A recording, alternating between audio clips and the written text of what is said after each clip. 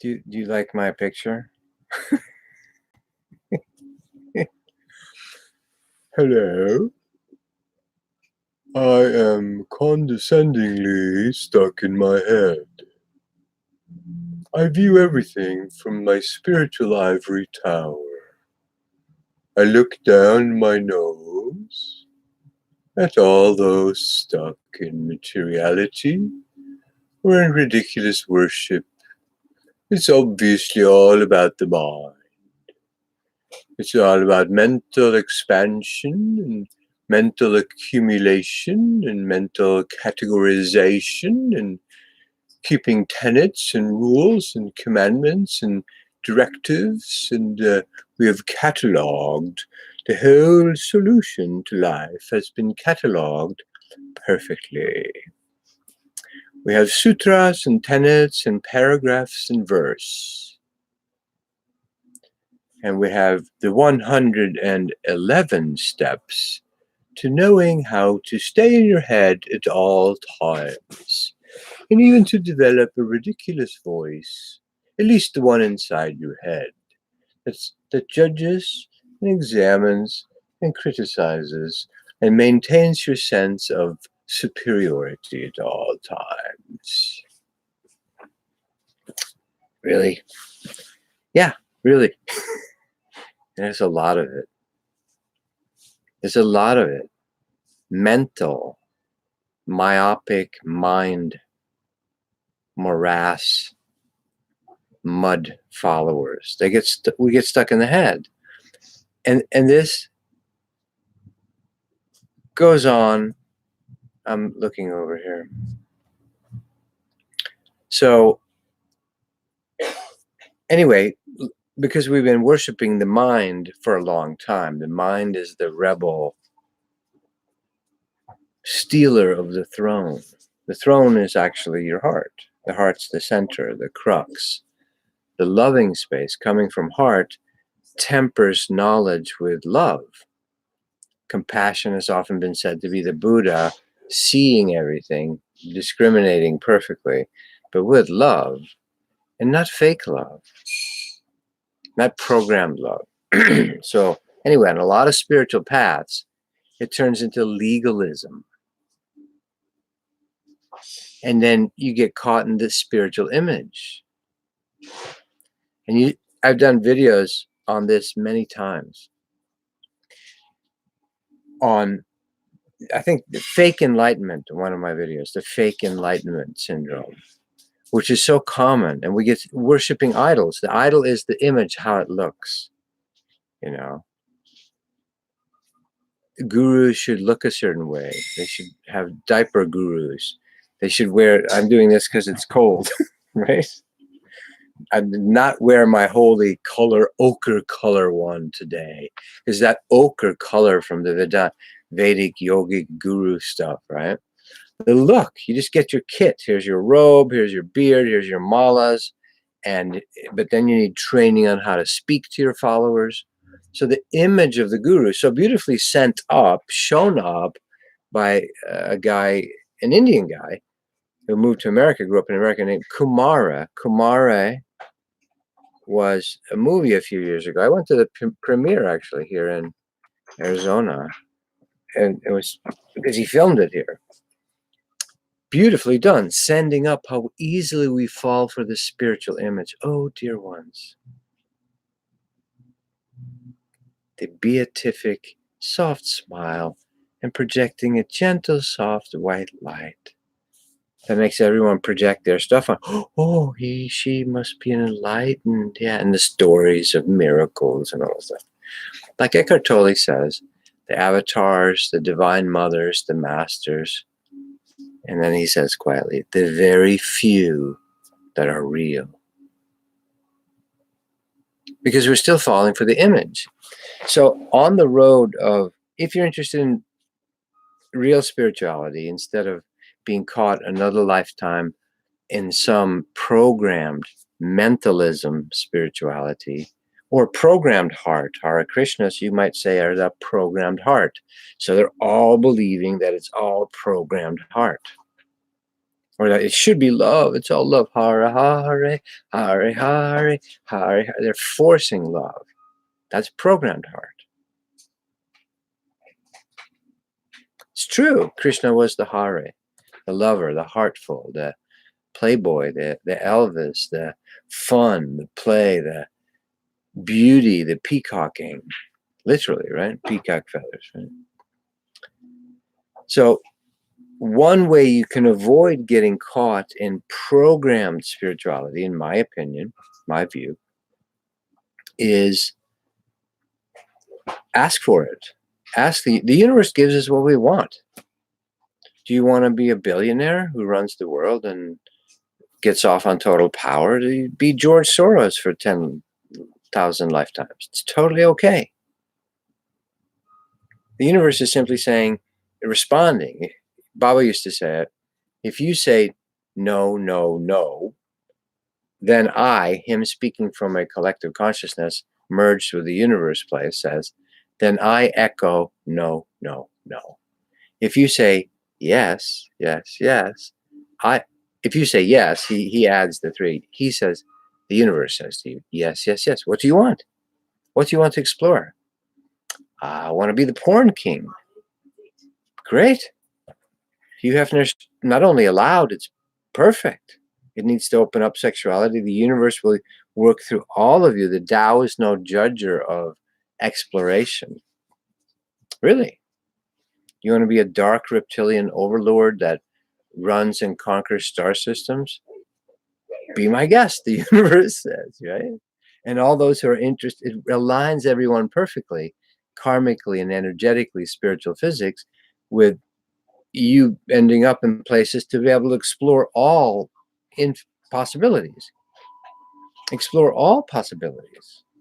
Dark reptilian overlords, siddhalokas, where everyone is enlightened and you all just hang out together and instantly manifest things, and there's peace forever and ever.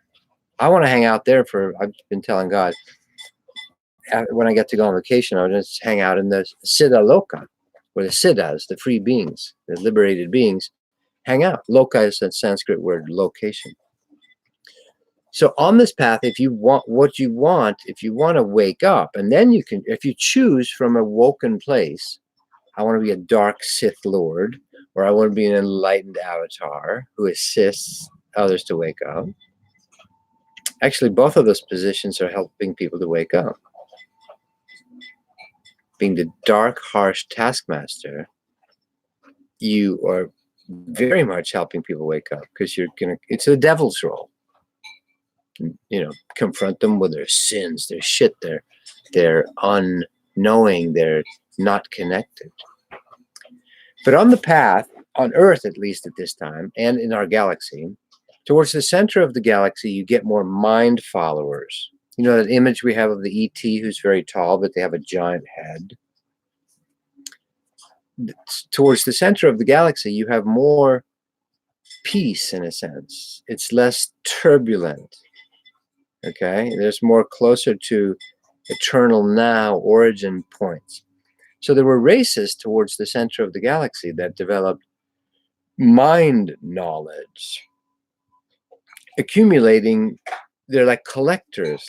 They're like galactic librarians that want to collect the libraries, which we don't do anymore because it's all, you know, iPhone or whatever. And they wanted to collect specimens. It's that mental thing that academics, see, it's wrong to judge. I'm not judging, explore it. But when they don't want to be open and actually see, then John Anthony West, the famed breakthrough Egyptologist, in my opinion, who recently passed, would call them quackademics.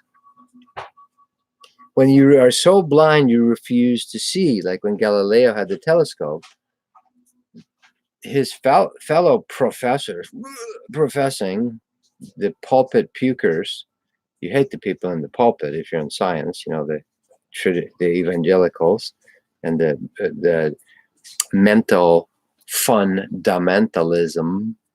You're funding the mentalism, and you become a fundamentalist. So science hates them, but they're equally myopic. Science, they refuse to look through Galileo's telescope because it's going to scare them into a new paradigm. So when the mind gets stuck in a paradigm, this is one of the traps on Earth, or get stuck. Now, when you're not conscious of it and you get stuck and you're becoming a mind follower.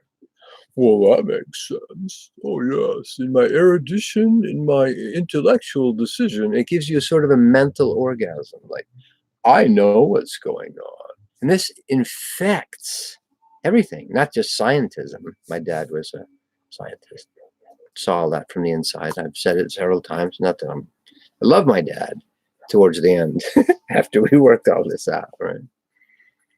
And so if you want to wake up for real, that's what you're asking for. If you want a nice, soft mental place to hang out with your pipe in an ivory tower, whether you're doing that just internally or you're actually doing it, in New England, where I went to schools, these were the ivy covered halls of ivory towers, And as you're noticing today in America, that has created a batch of incredibly programmed, spoiled mentalist kids. And the deeper the idealism, like equality, gender equality, everyone should have equal opportunity, of course, the deeper the lie, the deeper the half-truth, the more fucked up it gets. So these super bright kids, and I was shown this really early in my life. One of my best friends in high school, it was brilliant. We had a group of students, about 12 of us, that took a year of college. We had more PhDs at our high school than anyone in the country. It was a privileged New England upbringing, right? And so we thought, anyway, so we were smart kids. We were taking college courses, going off to Swarthmore, Stanford. The guy who was on the football team went off to Harvard, right? We were like, we're not going to Harvard. God, that's so gauche. It's so common, right? So then we'd go to Caltech. Or, one of my friends, his dad was literally a rocket scientist, said, Tobias, I can't go to MIT. I'll turn into a super nerd and lose my mind. He had a little sense of it. So we went to University of Virginia, him and I, to recruit. They had given me a soccer scholarship. I didn't end up going there. I ended up going up at University of Connecticut because I had to pay for it myself. But I had people wanting me in the scholarship committee at Yale and stuff. And all that. Blah, blah, blah. It's a long story. Wanted me to go there, but I was like, fuck that. I'm done with academia. Even at that young age, my freshman year, I got it. So you get stuck in mental stuff. And it's a safe place to hang out. But if you ever go to Mensa Society, of which I was a part once upon a time, that's some fucked up mentalist people, right? They are stuck in mentalism, not balanced.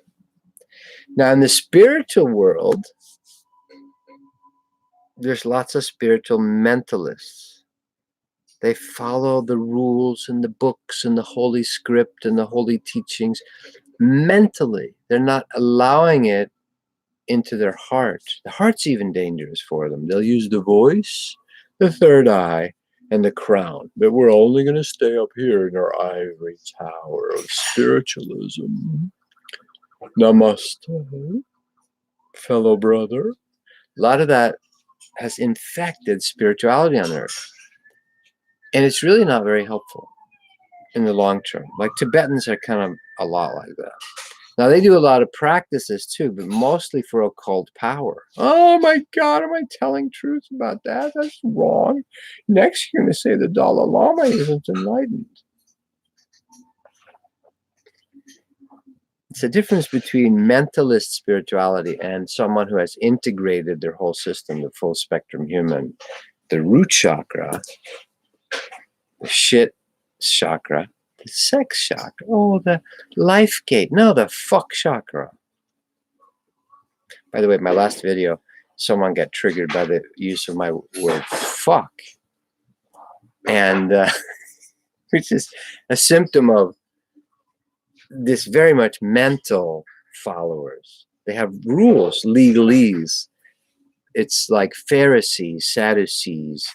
It's like the followers of the law, religionists. Those same, by the way, people that killed Jesus reincarnated all into the Catholic, Greek Orthodox, the legalese churches. These souls just pick whatever's the current legalese power spirituality and use it to abuse people or control people or intimidate or feed off people. Obviously evidenced by the incredible now, because this is the time of all things shall come to light, the Catholic pedophile scandals.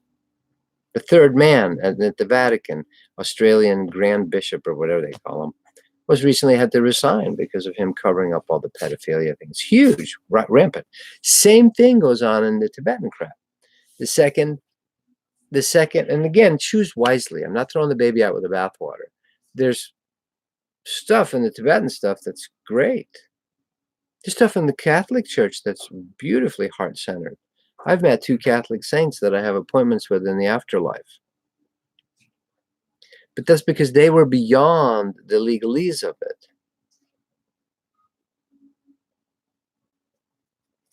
I met a beautiful cloistered nun in the train between Torino and Milan, or I'm going from Milan to Spain. And I'm dressed like a young hippie at the time, long hair and backpacking. This is like way back in the 80s. And as soon as I walked into the compartment in the train, she's wearing the habit, not the flying habit thing, but a habit covered and all this. Her and I lock eyes. I'm like, hi. Now, there's an Italian cabinet. There's probably 6 other people in there, like one of those, you know, you have 2 sides, you look at each other during the train ride, you sit on 2 benches. And I joke with her right away. I'm 19 years old. And I go, hi, how are you? We chat. There's just this loving connection. And I'm the opposite, you know, her cloistered nun thing. And then we're going to have lunch. And I joke with her. I go, oh, so we start sharing lunch. And I don't know what it is, bread and cheese and this and that and salami or whatever. And she proceeds to tell me she used to live here in America, New York, and then for 20 years taught school in New York. So she speaks very good English. So she's the one chosen twice a year to leave the cloister, the nunnery, to go down and do business in the world that they need to do, because she speaks also good English. She can be an interactor and so forth with other, besides Italians. Anyway, I joke with her. I go, you knew I was coming. You didn't bring the mustard? We're laughing. So we start giggling like little kids. We're laughing. It's like love. It's like Krishna. Heart love. The other people in the compartment, Catholics largely, you know, Italian Catholics, don't understand. What could these 2 people, look at them, they're so different. Crazy American kid, hippie, dangerous with bandanas and weird patches on his clothes and symbols and wearing things. How could he and our, what we look up to, nun here in Italy, Catholic nun, what could they possibly have in common? So I could see the terror or the misunderstanding and the fear that can turn into the mob, and fear like, he's seducing her, we must kill him. Literally, this is what happens, right? So people are, when you're stuck in the mind, so we ended up, and I didn't hug her because that was not, you know, appropriate, but I think we touched quite a bit, like both our hands. I said, I'll see you in the afterlife. And she said, for sure. And she meant it. It wasn't just being polite. So I have a date with her, and I said, next time we meet, I want you to remember to bring the mustard. So we have a lunch date in heaven, this nun and I. And I met another Catholic woman, several Catholic women that were actually practicing Kundalini. They didn't call it that. So when you see beyond the legalese, beyond the pedantic means hair-splitting, Master Joshua, Rabbi Joshua, are you allowing your followers to eat on the Sabbath, to do work on the Sabbath according to the Mosaic Torah law?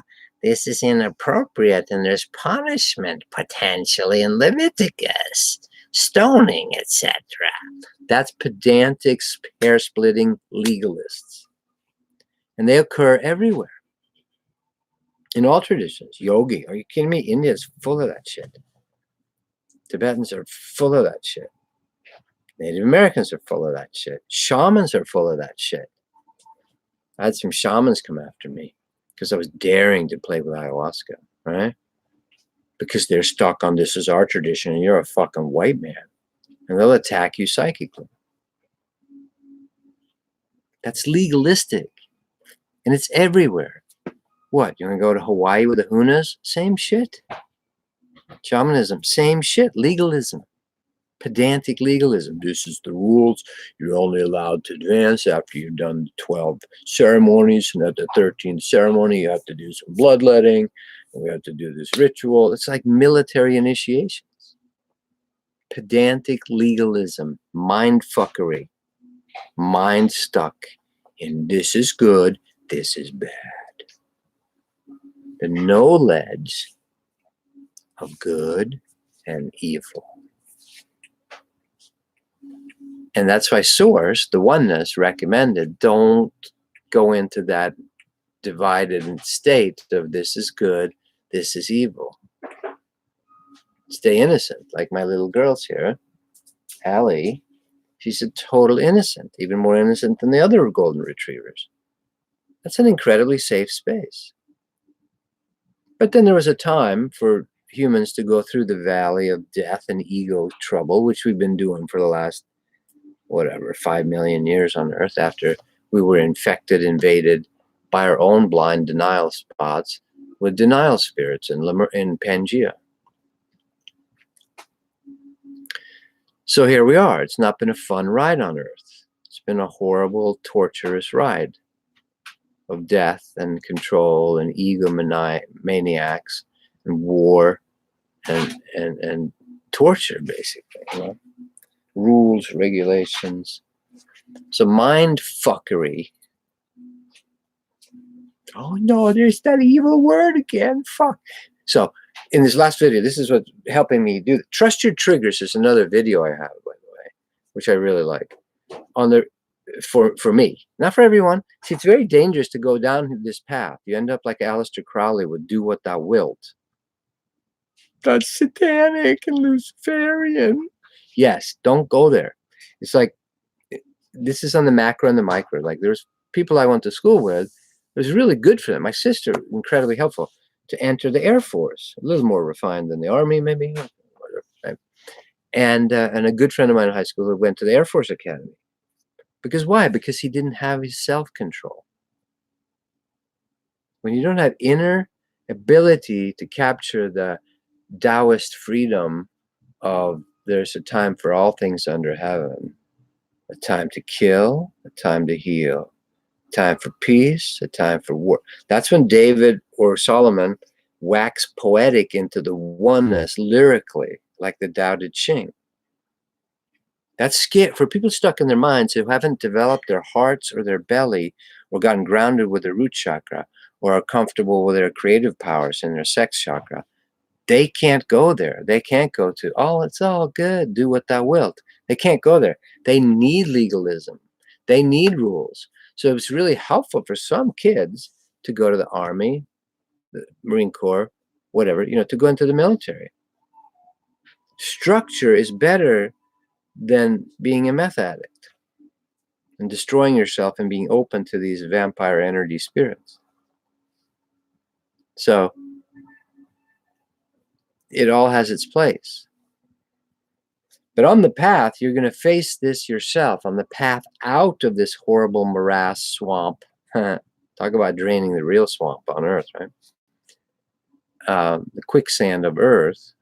So the knowledge of good and evil, the know ledge, you're standing on the ledge of knowing, understanding. I used that word 15 years ago. Now it's common, right? Understanding. You're not understanding.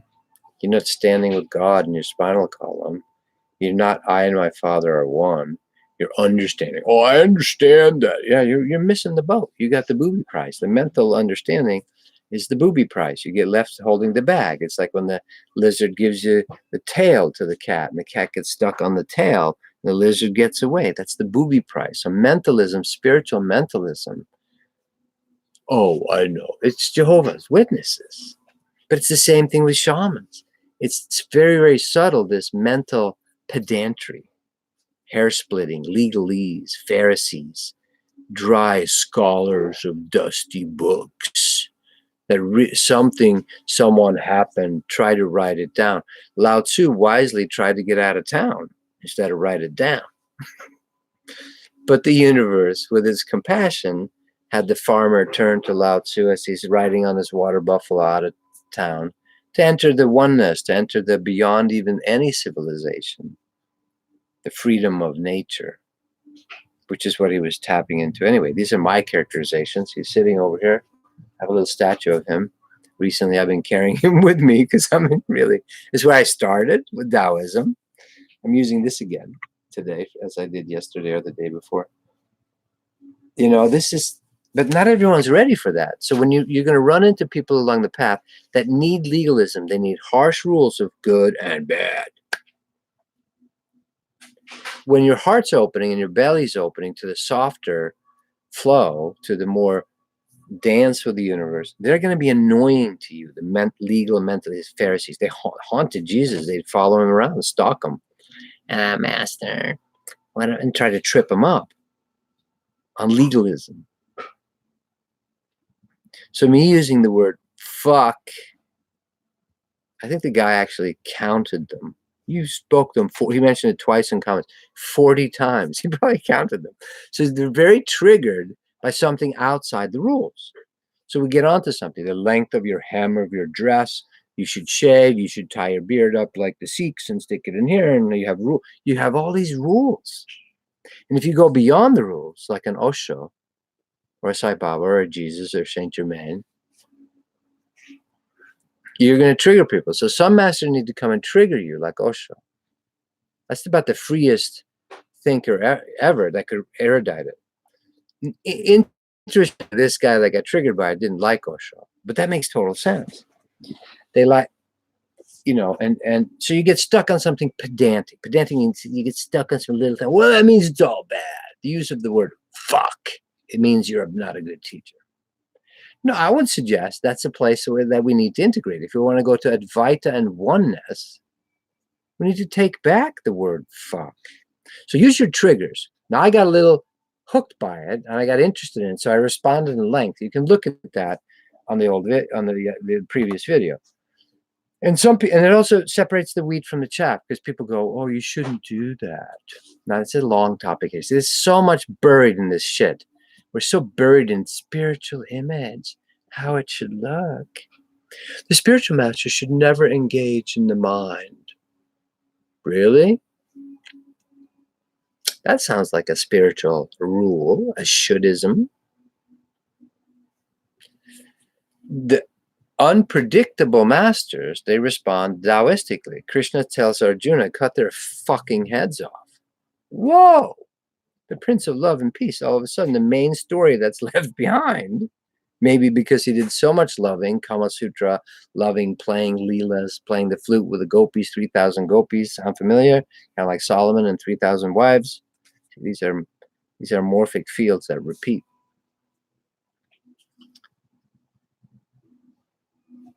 Maybe that's why Krishna got remembered as a warlord, encouraging Arjuna to literally cut their heads off, kill them.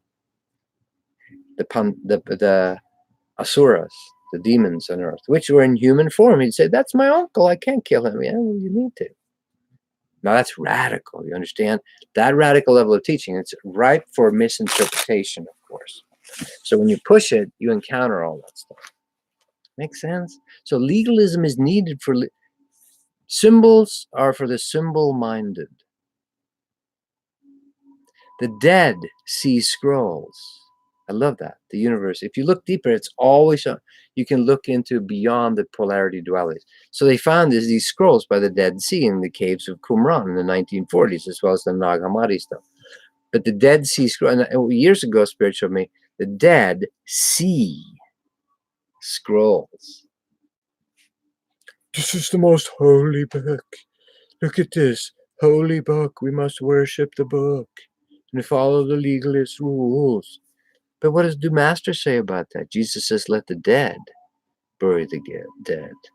Shake the dust from your feet from a dead town that's not open to life, the river of life, the living waters.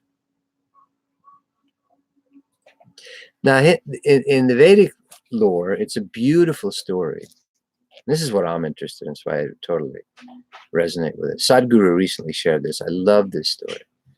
And by the way, this myopic mental follower that, God bless them, go their own way, but use the triggers. So that triggered me a little because I've been going through a year of Kundalini stuff. It's really intense and it's physical and I can't run from it. I can't hide in my mind about it. So, and I had an episode about a few months ago, I shouldn't use the fuck word anymore, right? So I had that thought in me. So this guy is a reflection. So it's my universe. It's your universe. Whatever's happening around you is a perfect reflection of you. It's just the law of reflection, the law of mirroring.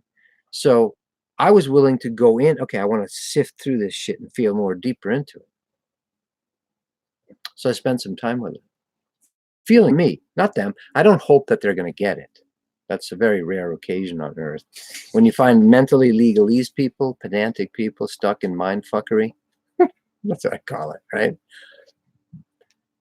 Baba showed me this years ago. He said, you just have to disengage from the mind and go for the heart and the belly to balance. Not to reject the mind. Don't go Hare Krishna. Hare Krishna, that's fanatic too. We're going to be the full spectrum human, including all of it. Of course, you have 7 temples. More than that, 12, 400, whatever, 4. But 7 temples, chakras, churches, stars, they're called in the book of Revelation, inside your body. How can you reject any one of them? If you reject your root chakra, the most judged one, the asshole, the shit chakra, Swami Rama Lama Ding Ding has the holy rectal breathing. I do a character like that about rectal breathing when it's right, and people, I had an IBM engineer come on one of our retreats, and the final thing that broke him open was me doing Swami Rama Lama Ding Ding. Oh yes, the most holy thing, the very most neglected chakra. And I went into this whole thing about rectal breathing. Oh yes, now feel it. And that finally broke him open. He started laughing and fell on the ground, right? But so if we judge any of it, of your 7 temples, your 7 wells of fountains of life, Eldorados, you become unbalanced. So there's a lot of top-heavy mentalists on earth at this time. And they're reaping horrible things. Like when the UFO disclosures come publicly, the people that are going to have the hardest time with that, the hardest time, is going to be the scientism followers and fundamentalists, religionists, because it's going to blow their paradigm. Their cognitive dissonances, they're going to have all their terror come up that they've desperately been trying to run from by being safely ensconced in the diaphanous fields and the little pillows in my ivory tower. How's that working for social justice warriors right now? Reality. Here comes Trump to trigger the fuck out of you.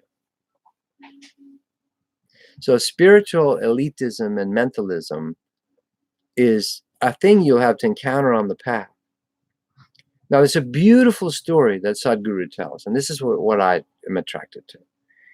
India was very smart 50,000 years ago, Shiva, whatever. It's more like 250,000 years ago, in my opinion. But and he realized people are at different phases. So there was 4 main paths of yoga, which is simply union, the oneness. I and my father, I and my mother are one. There's karma yoga. Karma means activity, doingness, like working, building houses, businesses. Karma yoga, you're digging a well. You work with, not with your body only, but with your, with your being. You work though. You create things in the world. So there's a karma yoga. There's a jnana. There's hatha yoga, which is directly of the body, strengthening the body, and that's what's everybody's into. I want to have a good-looking booty and wear my yoga pants, right? So that seduces everyone. The universe doesn't care. That's how you get people into it, right? But hatha yoga is just the beginning. It's just the physical, right? Very important. It's the foundation. You got to do it. And then there's bhakti yoga. Bhakta is the heart. That's Jesus. Jesus is a bhakti yogi. He says, love yourself. And I don't know if he said that. Love your neighbor as yourself, and love God with all your heart, and love others, right? He's trying to make it very simple for the masses. He had inner teaching circles too. But for the mass public teaching, It had to be very simple. And it always is, parables, stories. And I'm telling you one, I'm going to tell you one now. So Bhakti Yogi is of the heart. That's the Hare Krishna is trying to do that. But just Bhakti Yoga, it's crazy. It gets too weird. It's too devotional. There's Jnana Yogis. That's mental. Discrimination. The t-shirt I have that says learn to discern. That's Jnana Yogi. Yogananda's master was a Jnana Yogi. He did it through mental with honesty. See, you have to be willing to want to know to the universe. You have to say, bring me from the unreal to the real. You can do all these paths work. But the deeper, and then there's Kriya Yoga, which is certain breathing techniques, or it's like a psychophysiological action. There's many of them. Yogananda taught a specific one that you have to, he used to give it away for free all the time. And then Spirit said, don't give it away for free. They don't appreciate it. So he'd give them a 2-year course. But Yogananda's heart, he was a little too Bhakti Yoga. He's like, no, just give it to them now. We want to help them all, love them. Spirit had to say, Papaji had to say, no, don't give it away. Make them study for 2 years so they'll appreciate it. And then they might actually use it. Kriya Yoga. So those are like, and Sadhguru teaches that. Certain, and mantras are part of the Kriya Yoga, right? So there's 4 main paths. Karma Yoga, physical work, simplified explanation. Bhakti Yoga, heart. Jnana Yoga, mental discernment.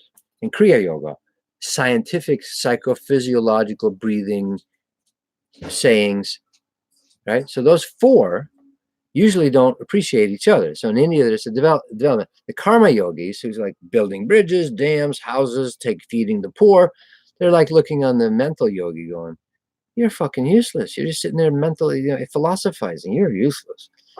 And the heart yogi goes, you're all useless. It's all about love. Love is the whole of the law, Jesus says. It's all about love, Hare Krishna, right? So they'll look at the jnana and the karma. You're wasting your time. It's all an illusion. It's about love, going back to love. So they all judge the other 3. The Kriya Yogi is like, I'm superior to all of you. I'm not stuck in my head. I'm not stuck in my heart. I'm not stuck in work. So they all judge each other. Like their path is superior. The Jnana Yogis, for sure. God, you're like children. It's all about discrimination and understanding, right? One day, the story goes, they are all happen upon each other, a karma, bhakta, kriya, and a jnana yogi in the forest. And they're going the same way, so they kind of have to walk together. They're all condescendingly judging each other. It's my path, this my spiritual ego, my path is more superior than yours. Of course, I know that, but I will put on the fake spiritual smile and say namaste and be condescendingly, like this guy in the video yesterday. That's how it felt, right? Decide for yourself. If you're in jnana yoga and you're stuck in that, please, I want to trigger you to the point that you reject me. I'm going to say fuck 49 times so that you get the fuck out of my space. Because that's where I'm at right now. I might get to a place where I'm like Sadhguru, who does the very sweet thing, but he also just says 90% of what I do is crap. I have to do all the human stuff so you don't get scared. There's 90% of other stuff, rather than this 10% I can teach you, that I'd like to teach you, but nobody's ready yet, so we got to do all the groundwork. He says that. Look up Sadhguru YouTube 90%. And I'm not at Sadhguru's level at all. But I've got this concept. Why? Because my spirit wanted it this lifetime. I don't want to be stuck in being a guru.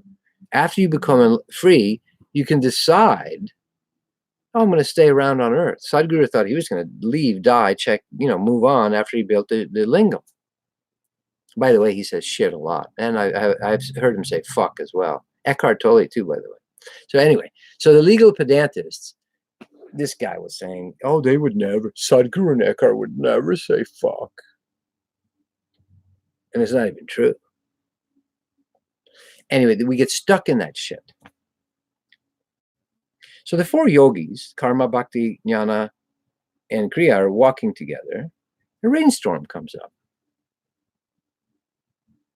And it's really heavy. And the bhakti yogi, who's a worshiper, he goes to temples and worships the forms of God. That's why there's 30 million forms of God in India, because they know it's all forms of God. There's 33 million people in India, so there was 33 million gods back then, Shiva time. So he goes, I know a temple. Why don't we go there and seek shelter? And they get to this old temple, but it has been so deteriorated. All there is 4 pillars left. They all pick a pillar so not to be too close to each other. I wanted to get contaminated by that lesser path than mine. Or, well, I'm going to make sure I keep him away from me. I know love is, they're judging each other. So the rain gets so intense that they have to, and there's a statue of God in the middle, whatever form that took at the time. Story would be better if it's a Shiva lingam in the middle with a yoni. And so the wind is coming in, the rain and the cold. So they all go to the center and they start hugging, standing around the god. They all sort of hug the god together. And they've all come together right now over me. And as they come together around the statue in the center, God appears in the statue. And then they all go, and they're all experiencing it. They're gods, they're talking to them. And they're all like, why all these years of sadhana, all these years of kriya, all these years of karma working, all these years of jnana studying, all these years of devotion, you never came before, God. Why? Why now? Why finally? Why? And, wow, why did you not come before? What did it take? And God says to all of them simultaneously,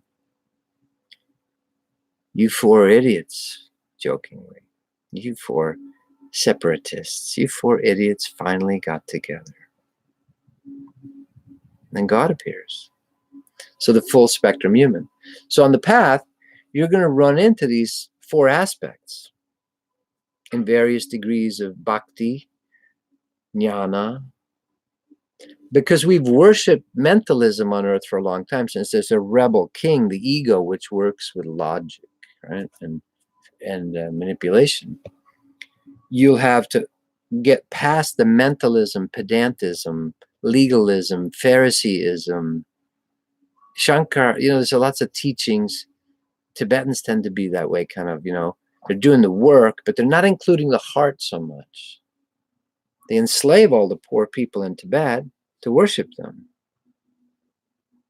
Tithing, the whole fucking country would tithe to the lamas and send their kids to them. Think there wasn't some sexual stuff going on with them as well, just like in the Catholic Church? Probably. Right?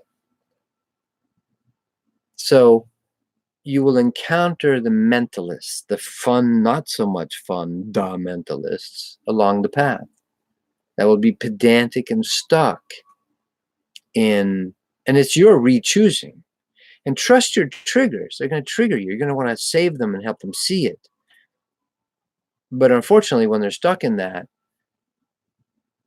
just remember the image of some people the military is good for. They need rigid rules. I had a talk with Jehovah once when I was doing the first ayahuasca ceremonies. One of my friends now who went there had been a Jehovah's Witness generationally. His parents had been, and him and his wife had gotten out of it. Within a year and a half of coming out of generational Jehovah, Jehovah Witness stuff, he's down doing ayahuasca in the jungle of Peru. That's a fucking rapid path out of mentalism and rigid structures. And it was really hard for him. Huge, difficult. So one time before we got to be friends, but we were doing a session with him, tapping into what's going on. And I used to be really angry at Jehovah for controlling all those people and, making the blood sacrifices, the archonic aspect and all that. And there's a story, I hope he doesn't mind me telling this, but after he had some bliss and freedom, with getting out of it, but working his way out, they don't let go of their clamp-ons, their claws out of you.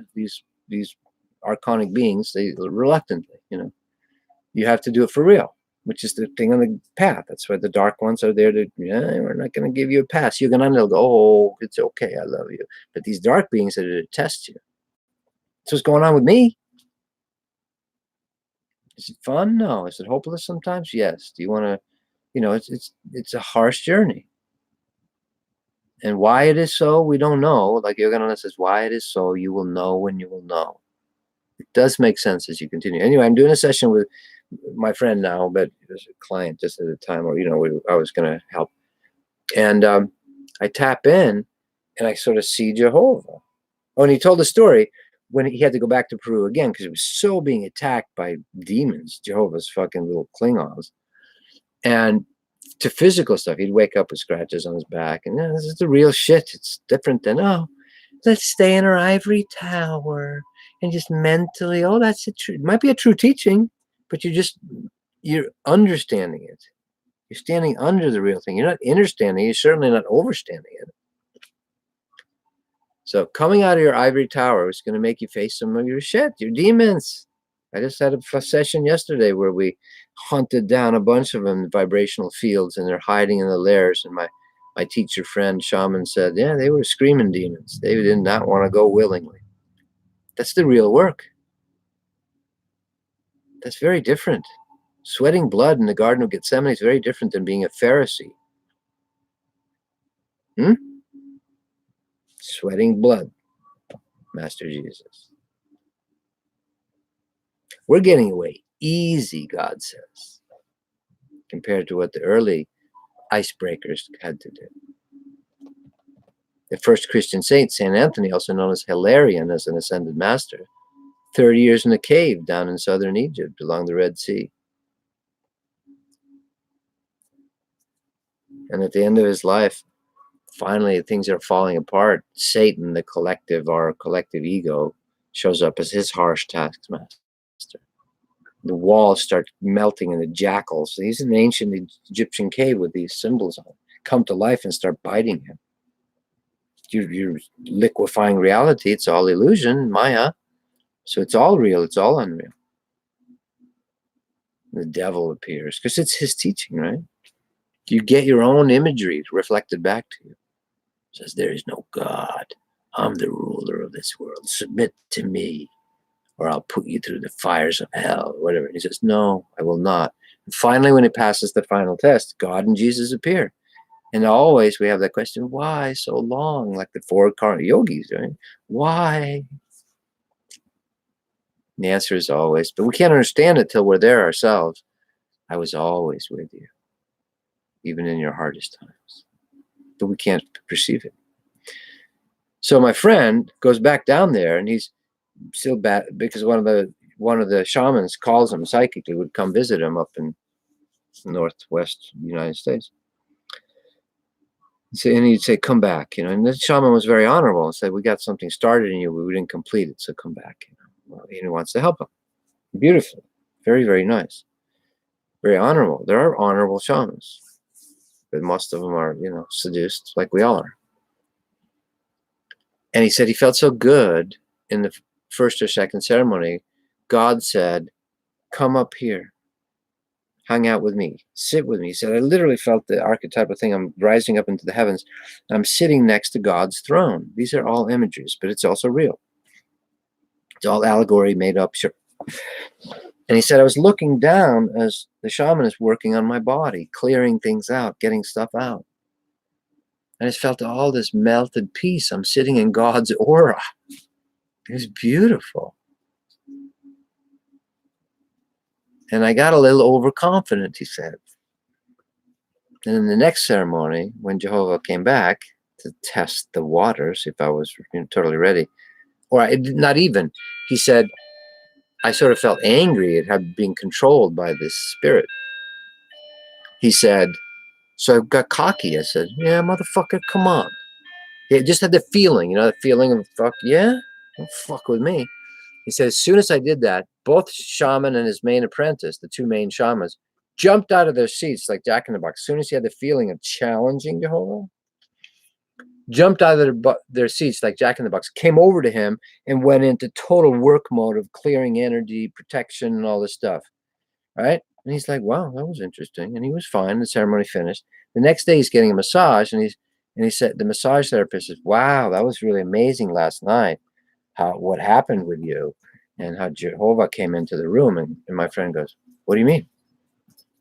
So the massage therapist, I told too much. You better go talk to the shamans. So I went and talked to them, and he said, what happened last night? And the shaman said, well, Jehovah came into the room and wanted to attach himself to your chakras. And, you know, hook in the energy suction devices so we can feed off your soul. Right? And Corey said, well, I did kind of challenge him. Like I wanted to say, fuck you, fuck off. You know, I kind of went to battle with him. And the younger American shaman who was there said, really? Oh, don't do that. You're not big enough to challenge these big entities. When you challenge them, they have the right to come in, and you know, it takes two to tango. I said, don't do that. It's a lot of work for us. We got to back in and re-clear everything. So I was doing, it's a long story. Stories are good. So I was doing a session with him, and I could feel Jehovah over there, which I had judgments against. And Jehovah talked to me in the ethers. He says, Tobias, they need structure. They need me. And I could see it. It's like the military. You need to join the military. You need to be in the legalese. We know better than everybody else. My ego satisfaction. We're the only ones going to heaven. It's actually part of the phase until you're ready to have karma, bhakti, jnana, and kriya come together right now inside of me. Until you're ready for that, that's way too much power, way too much. But master, what's the rule? What should we do? Should we eat pork? Can we eat pork? Can we not eat pork? How should we dress? Should we shave our head this way? Should we wear these robes? What color should it be? Tell us what we need, master. That was cool. Block the sun out. Look at the colors change. See, that's a better color for me. That's more like the tan I want. So Joel and I talked. I was a little scared. And I'm like, they have a role. And he showed it to me. They reminded me of God's the real God behind the one God. Jehovah's not a God, the God. He is a God. Just like Shiva is a God. He's an archonic God. And not an Anunnaki God that got left behind. Why do you think they're all obsessed with being left behind and not being left behind? It's all there. It's all there if you feel, learn to open your heart. So ask. The key thing is to use soul of free will. Ask for what you want. Do you want the four karmas working together with you, all your chakras firing? Or do you want to be safely up in your head or safely stuck in your heart? Or, you know, and there's a timing to all of it for each soul, you know? This is a long one, but it's a good topic. So you'll be confronted with these things. Trust your triggers. Since I've been wondering about the fuck thing because of my particular past as a sannyasin and a yogi in many lifetimes and living by lots of rules, I don't know about many lifetimes, but several lifetimes.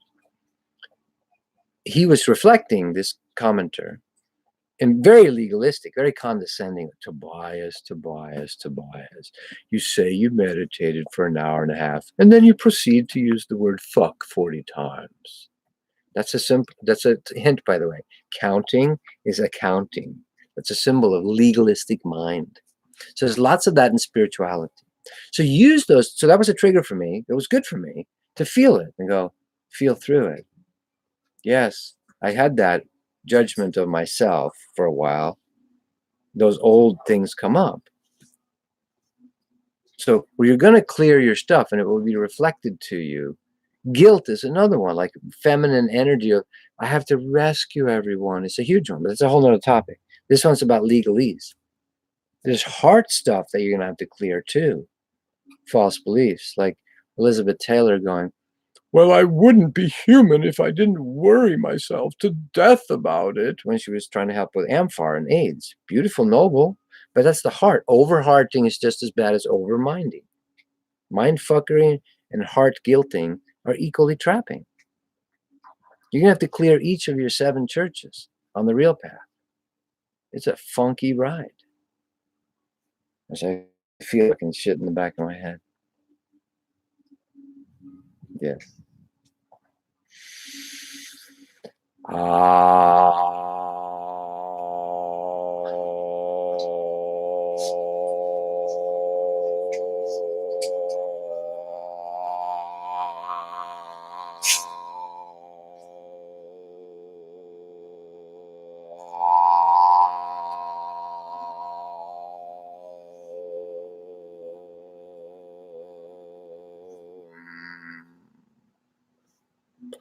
I just broke the fucking legalistic rules.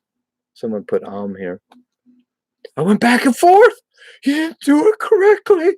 You started good within the back of the throat, the whole word of God, the full sound.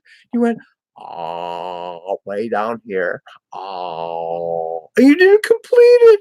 You went back again. Oh, oh. You're not doing it the right way, Tobias. That's legalistic mind. Worshippers of rules, pedantic mind fuckery. Right? So Allie, who's the angel, hears Daddy doing something out of the rules. She says, Daddy, let's play with the ball. Let's play with the ball. Innocence is, by the way, the fifth condition of all the four yogas. Innocence is the trump card. This is the trump card. Innocence is the trump card. But conscious innocence, that's what Jesus tried to teach. He tried to teach you're born innocent as a child. But then you go through the valley of karma and death and vale of tears and struggle and sins and an eye for an eye and a tooth for a tooth. Don't knock my computer over. I'm sitting on the edge of a chair here. And then he says, re-choose innocence, be born again. Innocence is the trump card. The mind legalists, they don't understand innocence. It threatens them. They literally can't understand it. It's on a different frequency than they are operating. And we're all, so Jehovah, off, Allie, off. I have to. So Jehovah talked to me and I got it. He said, Tobias, I'm keeping them safe. Yes, they're enclosed. They're like cattle. But the cattle don't get eaten by the lions. But in September, the truck pulls up, the cattle truck. Joy had a vision during one of her Aya ceremonies of most of her relatives behind fences in heaven. But they feel safe, you understand? They still go there. Friends of mine are totally into the forever living thing where they all talk to their afterlife people and themselves and family. What you create here also happens on the other side. So if you've lived in legalistic enclosures like cattle, going to heaven is not freedom. Jiva mukti is not free. Heaven is not jiva mukti. Mukti means freedom, liberation. Heaven is a nice place, but it's a gated community. Joy actually saw her relatives, a bunch of them, and people she'd gone to church with. She went to church with her. She grew up in church too. And she met me. I was like, what? Yeah, I don't know. This is not going to work. And, but it's a perfect balance for the both of us. By the way, if you want a real partner, not some partner that believes just like you, because you're going to fucking end up hating you. It's going to be weird. Ask the universe, Mother Earth. I talked to Mother Earth 2 weeks before I met Joy. I said, if you have someone, or to the feminine goddess, that I should be with, you know, I'm open. And immediately I got scared because I heard Mother go, really? I go, oh shit, what did I do now? What the fuck's coming down the pike? So much love. I had to spend a little time on this one, I think, because it's a lot there. So legalism will catch you on the road to Damascus, knock you down. If you see the Buddha on the road, kill him. There's lots of stories about that too. See, beyond the rules. But we're not ready for beyond the rules until we have at least this semi going inside you. You have a little bit of the river of life, and you're not stuck in your head. You can't get seduced by it. You will still, many will, or you'll become a spiritual casualty, many of us. I run the risk of it right now. I almost died last year, right? Because this ain't your fucking nice seminar for the weekend where, you know, the real power. Now it's very, people like Sadhguru who have real power. Eckhart's more like a clean jnana teaching, right? He's more like Zen, Eckhart, totally. Beautiful. The only CD I've had in my car for 10 years is Eckhart stuff. I love it. When you need to get clean, it's so perfect. So they have a certain role of being very safe to approach. Even though, check that video by Sadhguru, he says 90%. He says, I can't share with you 90% of what I'd like to, because we have 90% of it, you know, it's too scary for you at this point. So I'm just hinting at it here. See, usually what happens, so with Jehovah, I got it. He says, I'm keeping them safe. It's better than heroin addiction or total chaos where you get fed upon the monsters. Jehovah's got his own implanted things that they do feed off you, in a sense. But there's a time for all that. You get it? You have to take away the car from the kid who's going to crash it. When you've given up your own psychic powers and your own chakras, they need to be managed. There's a role for all of that. Anyway, that's what Jehovah showed me, and I didn't believe him. I trusted what God was telling me, what Source was telling me. But I got it. It's, oh, it's like a drill sergeant with rules up at 5:30. You got to go to this. You got to proselytize and all that shit, right? But when you're ready to get out, you know, like someone who cannot live with the military, joining the military is hell. But someone who gets structure from it, it's saves them. It all has its time and place. It's what Solomon says. It's the right time for everything under heaven. It's the right time for militaristic discipline. There's the right time for total freedom and chaos. There's the right time to kill, right time to heal, right time to, you know, love, right time to hate. And I would suggest the right time to say, fuck. Oh, that evil word. See, the legalism? But these are trigger points. We have certain trigger points. Swearing, certain sexual practices are wrong. That's a huge one. Another day, another topic. All right. Join me tomorrow if you want for the webcast, which is not just intellectual like this. We try to add some download energies that you're wanting. My job is just to be the computer operator, like, here, God, you know, here's who's attending and here's what we're doing. Your own journey. You're doing your own journey. God doesn't want no cookie cutters. He wants you to have your own. You're going to have your own various mixes of approximations, like the 4 different yogas, and Innocence as the magic trump card. Thank you, Jesus. Start with the innerbodyawakening.com, in my estimation, to ground yourself, and continue using it as you need. Eventually you end up living there all the time. That's why masters walk so languidly, or you can feel them feeling the energies, because they're feeling with their whole body. And there's all their bodies, including the physical body. They're not stuck up here, or stuck here, or stuck there.